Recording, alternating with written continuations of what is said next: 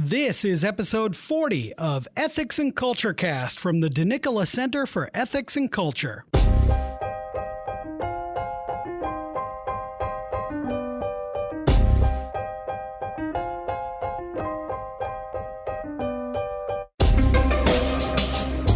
Welcome to episode 40 of Ethics and Culture Cast from Notre Dame's DeNicola Center for Ethics and Culture. I'm Ken Hellenius, the communications specialist at the center. In this episode, we chat with Villanova University professor and poet James Matthew Wilson. He was with us on campus as part of our 20th annual fall conference on friendship. In our conversation, we talk about the real work of writing poetry, how to listen to the muse, and why each of us should learn to write a bit of poetry ourselves. Let's sit down for this delightful conversation.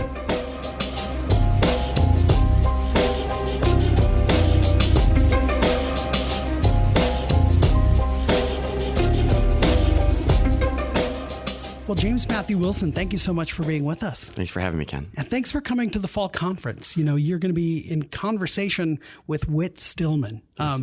Tell me about that. Well, I'm looking forward to find out what it's going to be. For a small but wise audience, Whit Stillman is one of the great filmmakers of the last 50 years. And so I, like a lot of people, am very excited to find out what goes into his making of a film. He's made 5 films and one television show, and the artistry of each of them is so impressive and so unusual that surely a revelation is at hand. We're gonna learn what it takes to make a great film in an age that's known mostly for Marvel superheroes. Right. Well, tell us a little bit about your own background. Where did you grow up? Where did you go to school? These sorts of things. So here we are sitting at Notre Dame, and I'm from an old Hoosier family. I had an ancestor who studied here at Notre Dame when it was a school for boys, and a great grandfather who was not college educated. In fact, he was at one point a hobo who hopped trains to go work construction out west, and eventually earned by correspondence an engineering degree. Wow! But went on to found a major construction company that, amongst other things, built the Notre Dame Retreat House. And when I say he built it, I don't mean Notre Dame contracted with his company to build it. What I mean is he showed up with a crew one day, and they just put it up without, just as an act of charity. Wow. So the Midwest is deep in my veins, and in Midwestern Catholicism. But I myself grew up in East Lansing, but before, of course, coming here for graduate school. Cool. And so you came for graduate school. Mm-hmm. What did you study? So I studied English literature, but in the best, that is to say, most unusual way possible. I had virtually nobody working with me on my dissertation who had a degree in literature. My dissertation director was the great poet and philosophical theologian Kevin Hart, who was here with an endowed chair for several years. And I was also, I'm proud to say, I was one of Ralph McInerney's last students. Oh, wow. And so he was mostly there just for the spirit of kinship, but it was it was very rewarding to even have that. Wow. So now what do you do as your day job? So I teach in a program called Humanities and Augustinian Traditions at Villanova University, and it's an interdisciplinary liberal arts program where the curriculum is designed to ask and answer every big human question that you would need to know the answer to in order to live and to die well. So we have classes called Person, God, Society, World. Everything's covered. Yeah. And in some respects, it resembles a program like Program of Liberal Studies or other great books programs in that we try to read widely and without respect to disciplines within the Western tradition. But it does something that I think is especially invaluable. We begin with the argument that most of the most important questions that a person needs to ask and answer are receiving very poor answers in our day. And some deeper, richer, and better account of those answers or response to those questions needs to be offered. And so we genuinely begin with the current status of an argument and then dive deep into the tradition to find out what resources might have to help us arrive at a more satisfactory account of what it means to be human or the nature of God or what it means to be a good citizen. And then doing the syntopical reading in the tradition across. Indeed, yes. To think about that. Yes.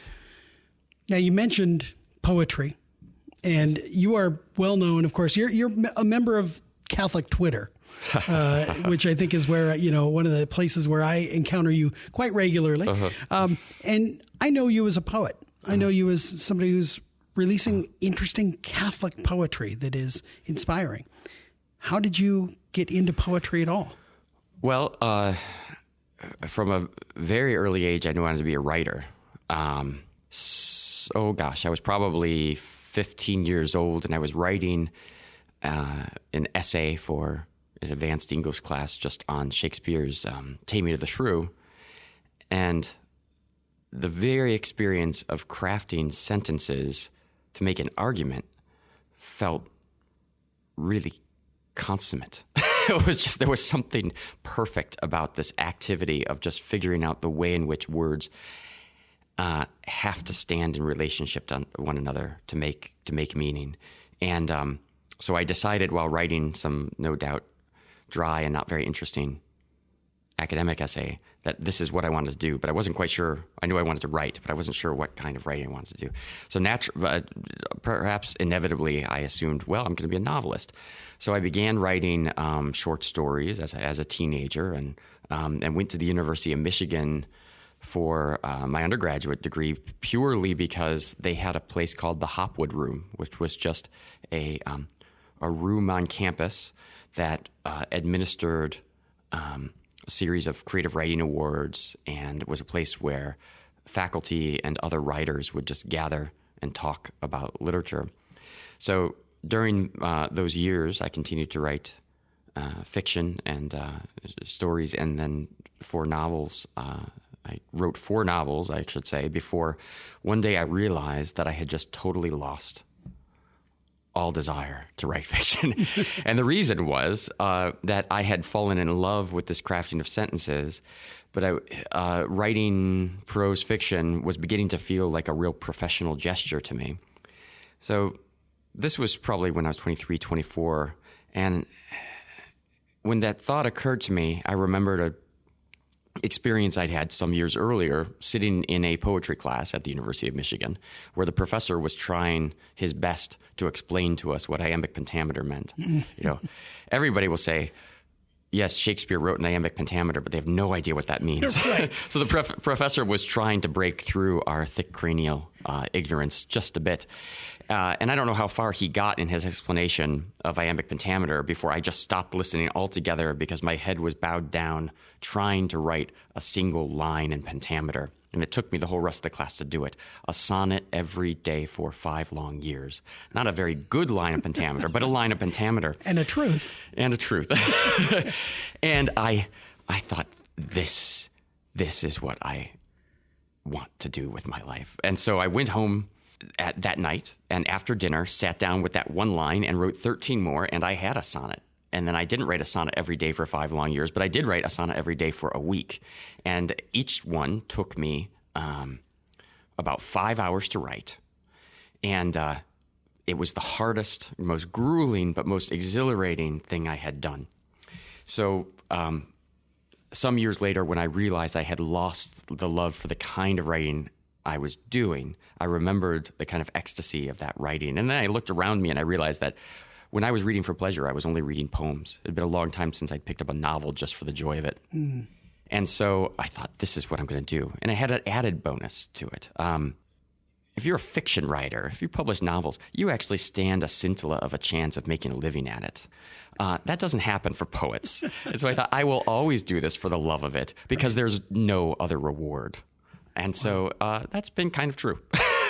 It's always been a joy for its own sake.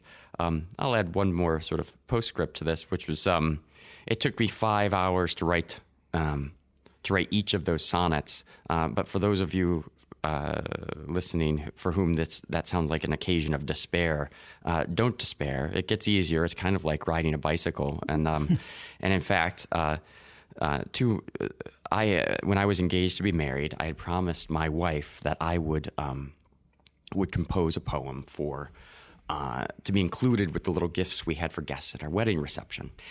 And it was 2 days before our wedding, and no such poem had arrived. And my wife or my then fiance kept calling me on the phone saying, "Can we have a poem now, please?" And and it hadn't come. And then, but 2 days before the wedding, I had spent the first night in the home that was about to become our home when we were married, and I woke up from the night's sleep early in the morning, and I had already in my head the lines, though neither young nor old, nor full of wine, not blind exactly, though my sight was poor, I crouched a beggar, waiting for a sign so obvious the dead could not ignore. And I just sat up in bed. I said, "Oh, good. In my dreams, I just wrote the first quatrain of a sonnet." So I went out to the living room and pulled out the notebook and copied that down, and I just continued. A flaneur so much as is possible in a despoiled city such as this. Amid the listless crowd, I casually stroll in search of one stare not quite purposeless. A bibliographic recluse in a swoon, I mused what word could make me close my book. Some old West drunk passed out by the spittoon. What patient face could cure me with a look? Then you came, sign, stare, cure, and word, and brought a new life where none was, but one was sought. And I just thought, it gets easier. Went back to bed. How long have you been married? 14 years. Yes. That's glorious. So, one longer than a sonnet. That's right. We will pass out of the sonnet phase. We'll be going for epic next. Yeah. I hope you achieve it. Yeah. So it's interesting. The language you use to describe that, of course, is evocative of the muse. The muse had not deigned to visit you until it was needed. Yes. Absolutely, right? Yes. Until almost the last moment. Where does the inspiration come from? Well, there are many muses. One of them is deadlines. Though I certainly couldn't feed my family on what I earn from poetry, one of the great pleasures of the last couple of years has been writing poems on commission. Yeah. So this last year, I was commissioned to write a poem, for instance, to celebrate St. Philip Neri, to write a hymn to St. Philip Neri. Cardinal Newman, St. John Henry Newman, wrote some wonderful poems about Philip Neri. They're great poems, but they don't really work well as hymns. And so I was commissioned to write a hymn. He has one hymn that's really good. So. He has more than one good hymn. But exactly. Just not the Philip Neri one. That's right, yes.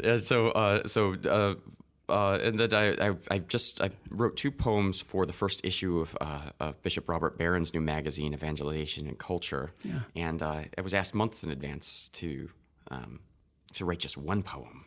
And so the day before the deadline, I said, I'm just going to sit around and read the poems I think I need to read in order to get inspired the right way for what I think I might want to do for this magazine. And I did.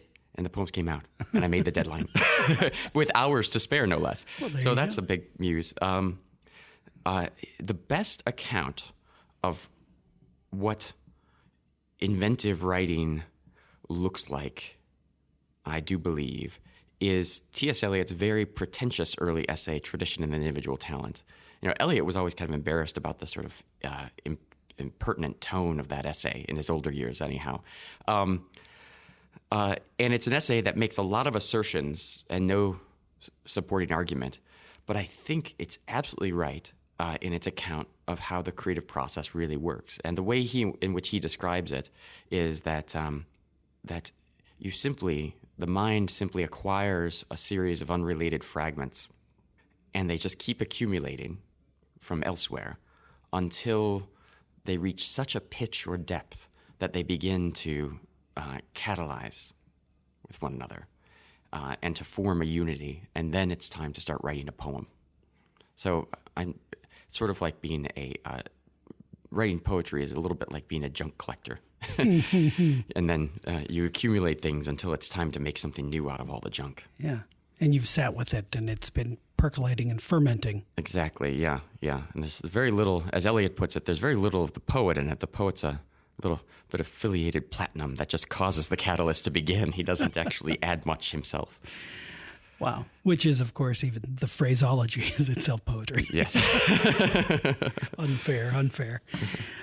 What is the relationship of your poetry to your day job? I mean, you say you're not feeding the family based on this. You may get a steak dinner every now and then. So I had these great aspirations. Well, so I mentioned how I didn't study with English professors. I never wanted to be an English professor.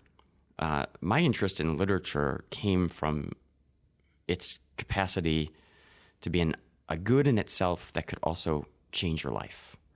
And so the way in which I approached literature was always as an important element in a whole way of life. In fact, what I was probably reaching after was the ancient conception of philosophy, or the medieval conception of theology, which was that contemplation, every contemplative act, is not something you do that stands apart from your life, but is your life, right? Is the best aspect of your life. So when I came to Villanova, it was primarily with the expectation that I would finally have a chance to teach not just literature, but literature fully integrated with philosophy and theology, so that the whole of the intellectual life really was just a way of life. Mm-hmm. And that's exactly how it has been. When I came, however, I thought the one thing that I'm saying goodbye to that I had loved very dearly was being primarily a poet and teaching the writing of poetry. But actually, it was only after I came to Villanova that my reputation as a poet began to grow, and with good reason, because all the poetry I'd written before that was pretty bad. And so one day, my chairman said, "How are you not teaching a class in the art of verse?" And I said, "Because you haven't asked me to do it." But I will take that as an ask. And I love it because I would have no interest in poetry as opposed to, say, prose fiction if it weren't for meter and rhyme, because that's what poetry does that nothing else in the world does. Mm-hmm. So I teach my students the grammar of meter and the grammar of rhyme. You do not seduce a lot of students to come into your class by saying, "This is a course in grammar," but I can't help it. That's just what it is. You wouldn't leave college illiterate and capable of writing an essay, so you're not fully literate if you can't also write a good line of pentameter. You'll need it someday to propose to your wife, perhaps, or for the wedding reception. That's what you sell them on right there. That's exactly right. Yeah. Do you want to get married? Try poetry. It's worked for literally centuries. That's true. It's one of them, actually, clearly, it's like original sin. It's clearly demonstrated. That's right. And so we do the hard, grinding grammatical work of mastering meter and the poetic forms, but the way in which I teach that is that this really is an activity within the context of our lives as rational beings, rational animals, as contemplative creatures. And so a lot of the students will tell me that it was the most useful class they took at Villanova because they're used to really getting these great liberal arts classes where they're thinking about big ideas. And we talk about those big ideas in the class, but we take those big ideas, and in the end, there's something that stands apart from the mind and stands apart from us, right. The poem that's been made. A created thing. Yes. And that's deeply satisfying for everybody, right? Right. Yes. Wow. So what have you published of late? So I had a kind of ridiculous year in a happy way. So in 2014, I published my first full-length collection of poems called Some Permanent Things. But the poems turned out to be not as permanent as they thought they were. There were a lot of defects of workmanship and actually a sloppy use of rhyme that I thoroughly deprecate to my students, but I wasn't living up to my own example in my work. So I rewrote that book and expanded it, adding a final sequence called the Christmas preface to it. So with Christmas coming up, you might consider a gift of some permanent things to someone you love because it concludes with the This one is permanent, we promise. Yes, right? yeah, and I will not make any further changes, I promise you. One of the reviewers said, his first Some Permanent Things was carved in wood, but now they're made of stone, which is true enough. Nice. And so that book was released actually right before Christmas last year, and right after my second full-length book of poems called The Hanging God, which is a book of which I'm very proud. It has a sonnet sequence called Wiped Out, which is sort of a story of sin, lust, and depredation, interior wastelands, and it's mirrored in the book by a Stations of the Cross that's in the meter of Jacopone da Todi's Stabat Mater, which everybody has sung. Of course, yeah. And then there are other poems that weave in and out of the book around those two longer sequences. Right around the time that The Hanging God was published, I was asked by the St. Benedict XVI Institute for Sacred Liturgy of the Archdiocese of San Francisco to write a poem commemorating another project that they had commissioned, which was a musical setting of the Mass by the great composer Frank LaRocca. His Mass was called the Mass of the Americas.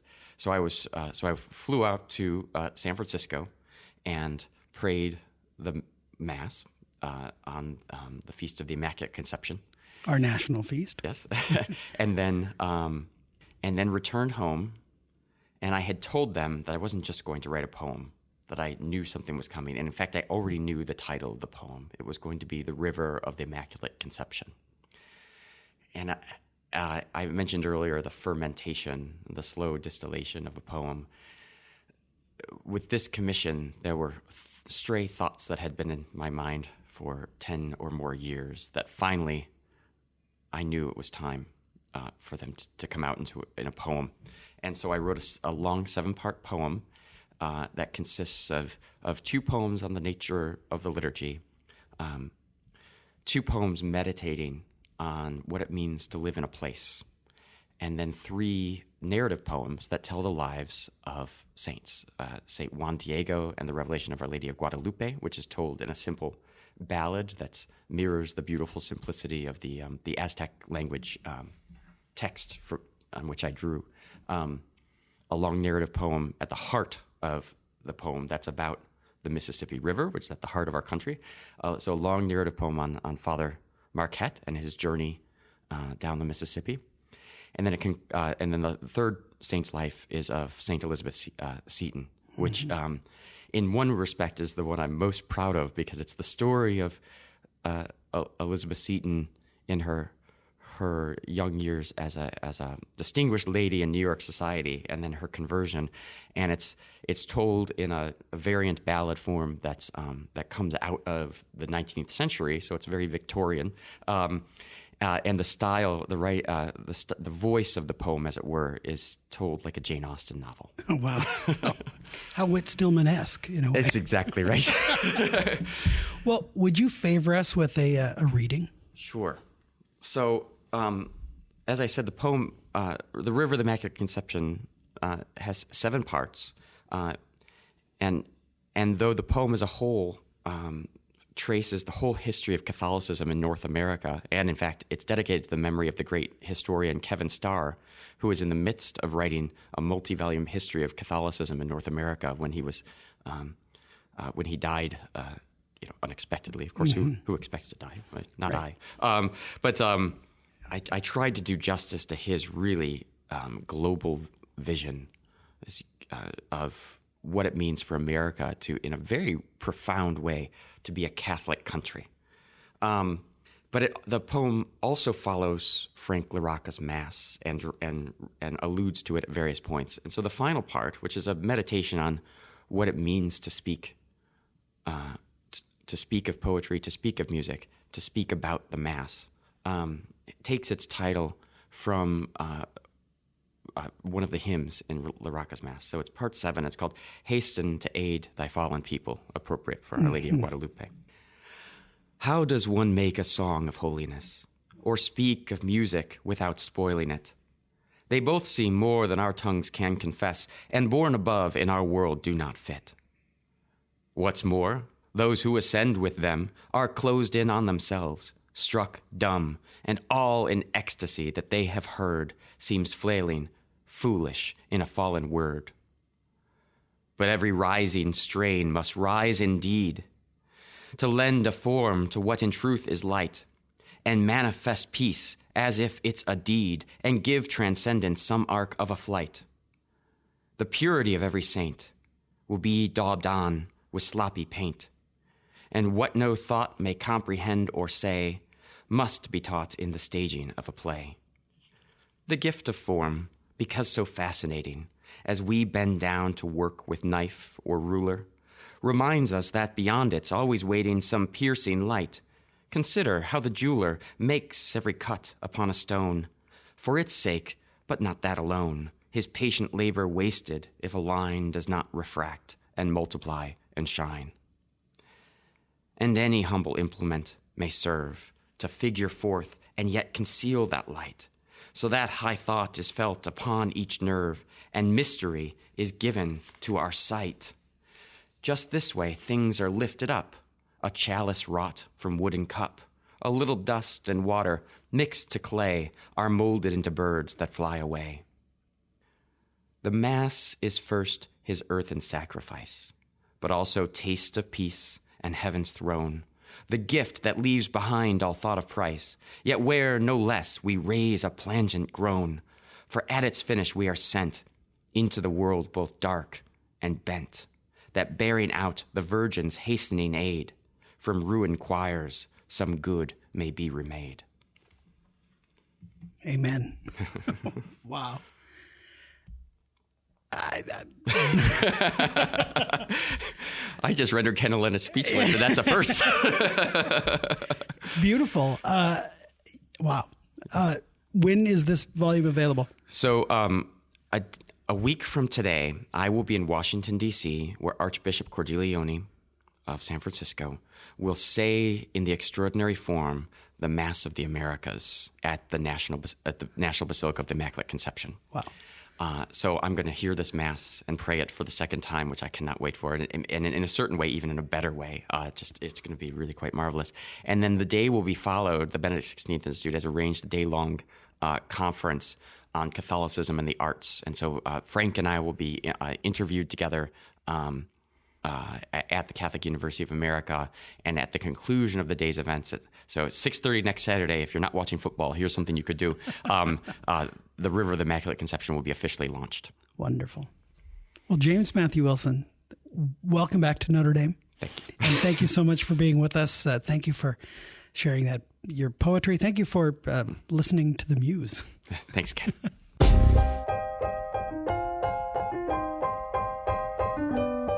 Thank you to James Matthew Wilson. You will find links to books of his poetry and to the video of his fall conference conversation with director Whit Stillman in the show notes. Subscribe to Ethics and Culture Cast so that you can always get the latest episodes by visiting ethicscenter.nd.edu/podcast. We would love your feedback.